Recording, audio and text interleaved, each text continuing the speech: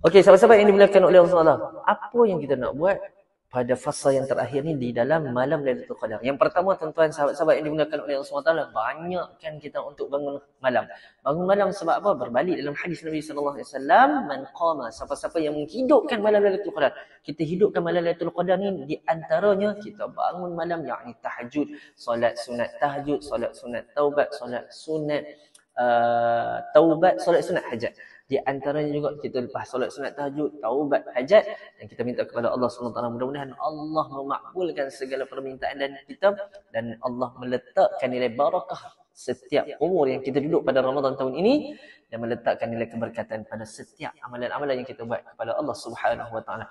Yang kedua, apa kita nak buat pada fasa 10 bulan terakhir? Banyakkan zikir kepada Allah Subhanahu wa taala. Zikir dia banyak sahabat-sahabat yang dimuliakan oleh Allah Subhanahu wa taala. Satu zikir saya bagi kepada sahabat-sahabat yang dimuliakan oleh Allah Subhanahu wa taala. Zikir apa? Subhanallahi wa bihamdihi, subhanallahil azim. Apa ganjaran dia?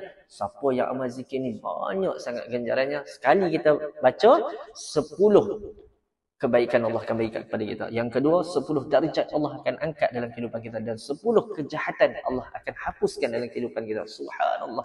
Tuan-tuan perempuan, poin yang ketiga, apa yang kita nak buat lagi?